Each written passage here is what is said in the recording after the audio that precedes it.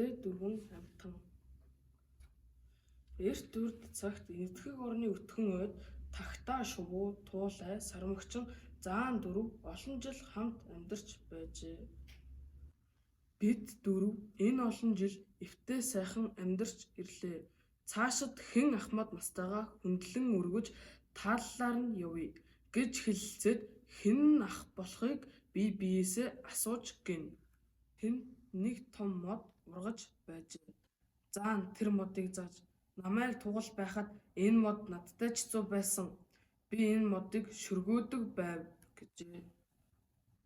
Хариуд нь сармөгчин хэлв.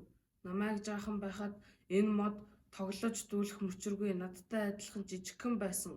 Тул сүүдэр нь намайг арай чамай ахалгалдаг байсан гэв. Туулай хэлв. Намайг баг ухад энэ мод дөнгөж үнслэж байсан тул би үнснээс нь малтаж иддэг байв гэж гэнэ. Гэтэл тагтаа хэлв. Би энэ модны үрийг анх зууж ирээд энд унахчихсан юм. Тэгээд энэ мод ургасан билээ гэв. Хамгийн ах нь тагтаа дүүн туулай. Туулайн дүү сармөгчин. Отхон дүүн заан болж таарчээ.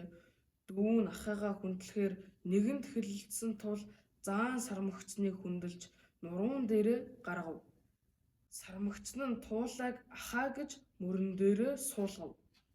Туулайн тагтааг ахаа гэж дээр нь гаргавал тэр нь өнөөх том модны үр жимсэнд хүрдэг болжээ. Ингээд тагтаа жимснээс авч дүүнартаа түгээн өгч ивэдэг болжээ. Тийхүү энэ дөрвөн амтан хүндлэх ба тэтгэх ёс төгс болж эвтэй найртай байснаар жаргалтай болов гэнэ. Сонссонд баярлалаа.